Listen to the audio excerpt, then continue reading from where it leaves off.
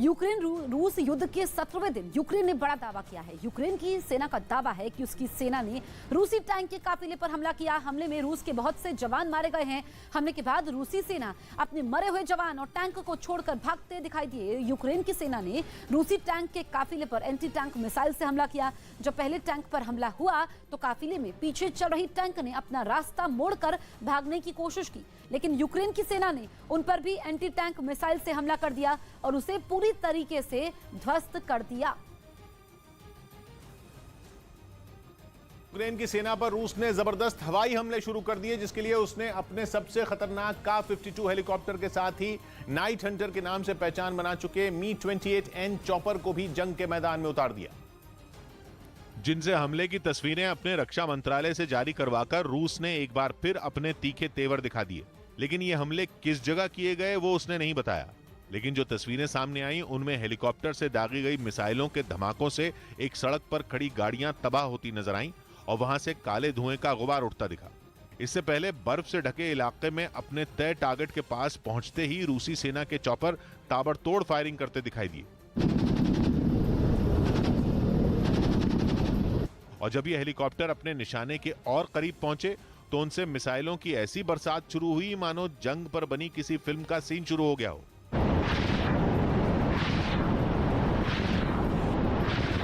रूस की ओर से इस हवाई हमले में यूक्रेन की सेना के कई टैंक और बख्तरबंद गाड़ियों को ध्वस्त करने का दावा किया गया। यूक्रेन की सेना ने अभी बड़ा दावा किया है। उनका कहना है कि रूस की सेना परमाणु पावर प्लांट को मिलिट्री बेस की तरह उपयोग कर रही है। अपने दावे के समर्थन में यूक्रेन की सेना ने वीडियो जारी किया है। इस वीडियो में साफ दिख रहा है कि रूस की सेना जापोरिजिया न्यूक्लियर प्लांट के आसपास अपने सैन्य वाहन तैनात किए हुए है। वहीं यूक्रेन में रूस के ताबड़तोड़ हमलों के नए वीडियो सामने आए। वहां 16 दिन से भीषण लड़ाई चल रही है, जिसकी कई तस्वीरें आ चुकी हैं। इसी कड़ी में रूसी सेना के हमले के कुछ और वीडियो आए जिनमें यूक्रेन के कई हिस्सों में बम बरसते दिखे। एक वीडियो में पूर्वी यूक्रेन की नीपर नदी के पास नीप्रो शहर के बीचों बीच जैसे ही बम गिरा वहां जोरदार धमाका हुआ। ऐसा लगा मानो आग की लपटें आसमान को ही छू लेंगी। हमले के बाद चारों तरफ सन्नाटा छा गया। वहीं एक दूसरे वीडियो में नीप्रो शहर के ही एक और हिस्से को रूसी सेना ने निशाना बनाया और बम गिरा दिया। हमले के इस वीडियो को एक शख्स ने अपने मोबाइल फोन में रिकॉर्ड कर लिया। यूक्रेन के पश्चिमी शहर इवानो फ्रैंकोविस्क को भी रूस ने नहीं छोड़ा। वहां भी अलग अलग हिस्से में बमबारी की गई। हमले इतने भीषण थे कि चारों तरफ धुएं का गुबार छाया दिखाई दिया।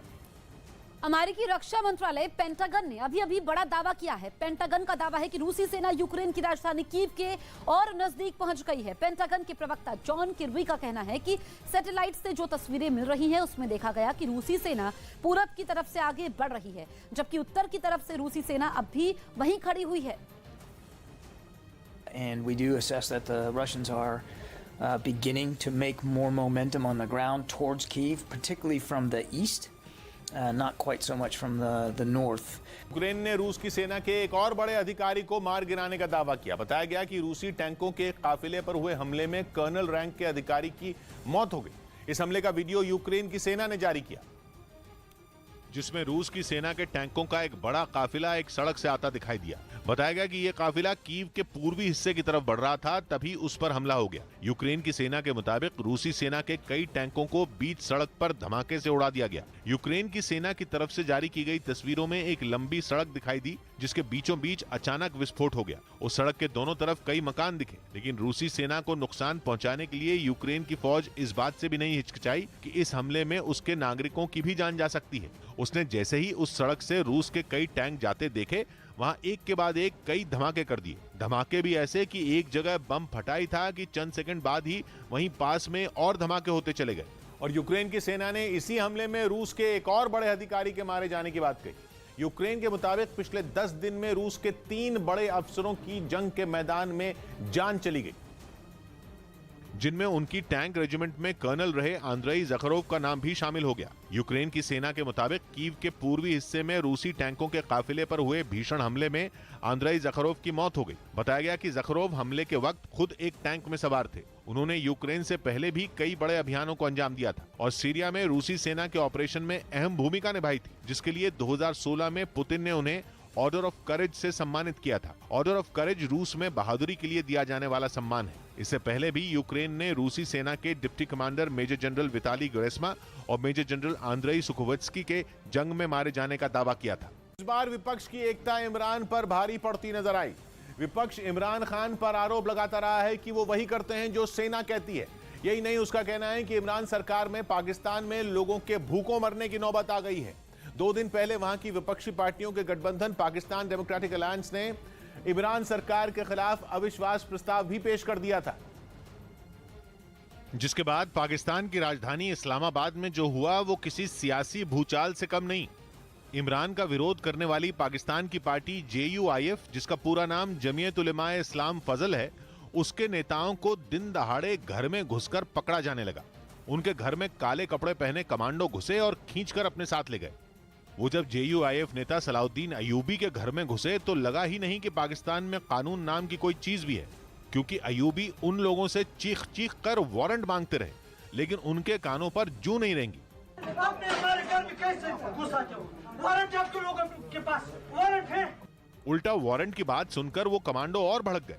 उन्हें देखकर लगा वो कमांडो नहीं शैतान है, क्योंकि जिसने भी उनसे कुछ पूछा वो उनके गुस्से का शिकार बन गया।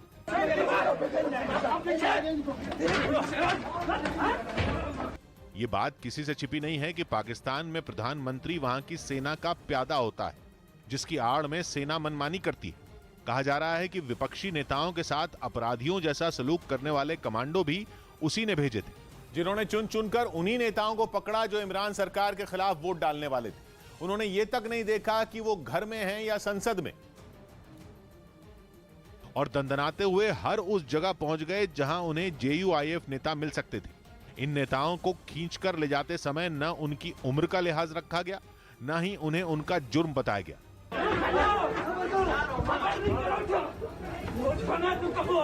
वो कमांडो बस गए और उन्होंने उन्हें गिरफ्तार कर लिया। हद तो तब हो गई जब कमांडो संसद में विपक्ष के नेताओं को उठाकर अपने साथ ले जाते दिखे। इन नेताओं ने उनसे बहस भी की, लेकिन रिजल्ट 0 रहा। यहां तक कि जब उनके साथी नेता ने उनका साथ दिया और सवाल पूछे तो कमांडो उनसे हाथापाई करने पर उतारू हो गए। चलो तुम। पाकिस्तान डेमोक्रेटिक अलायंस ने जब से संसद में इमरान सरकार के खिलाफ अविश्वास प्रस्ताव पेश किया है, पाकिस्तान के PM की रातों की नींद उड़ गई है। उनके पास ज्यादा समय नहीं, क्योंकि नियमों के हिसाब से अविश्वास प्रस्ताव पेश होने के बाद वहां की संसद के स्पीकर को 3 से 7 दिनों के अंदर संसद का सत्र बुलाना होगा।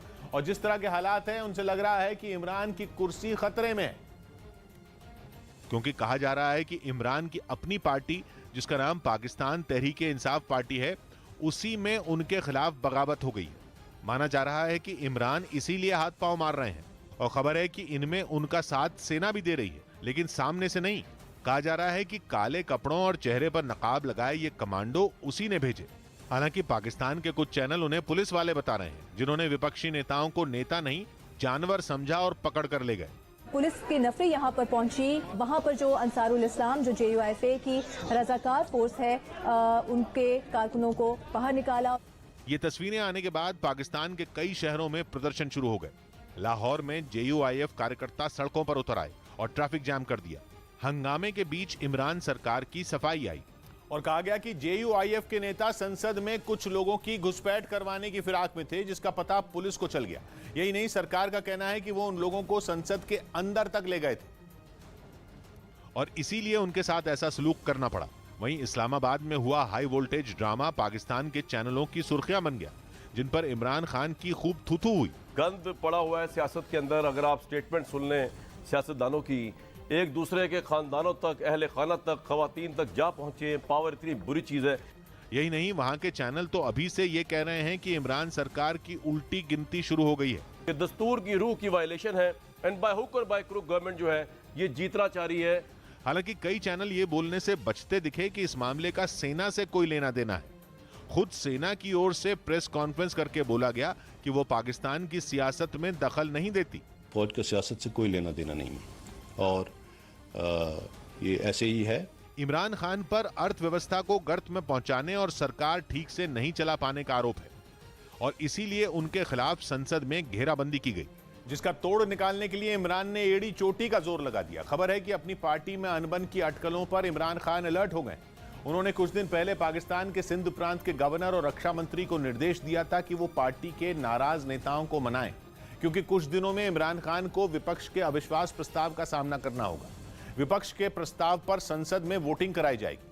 अविश्वास प्रस्ताव को पास करवाने के लिए विपक्ष को 172 सदस्यों का साथ चाहिए।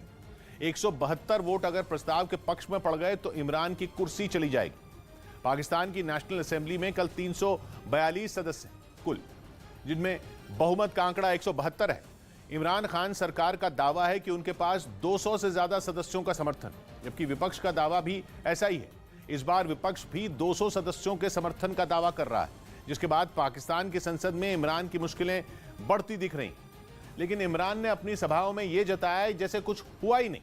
वो अपनी पार्टी की खटपट पर तो कुछ नहीं बोले, लेकिन विपक्ष को उन्होंने आड़े हाथ लिया। और JUIF चीफ फजलुर रहमान पर जमकर बरसे। विपक्ष इमरान पर आर्थिक मोर्चे पर फेल होने का आरोप लगा रहा है, जिसका जवाब उन्होंने उसी अंदाज में दिया और फजलुर रहमान को मौलाना डीजल बोल दिया। फजलुर रहमान पर तेल में कमीशन खोरी का आरोप है। इमरान ने अपनी सभा में वही आरोप याद दिलाया। अवाम उसका नाम डीजल रख दिया, अवाम ने उसका नाम। अच्छा सुने देखे, अभी डीजल के ऊपर बात आते हैं। यही नहीं, उन्होंने इशारों में अपनी पार्टी के नाराज नेताओं को भी संदेश दिया कि वो उनका साथ दें। जानवर न्यूट्रल होता है, जानवर में अच्छे बुरे की तमीज नहीं होती।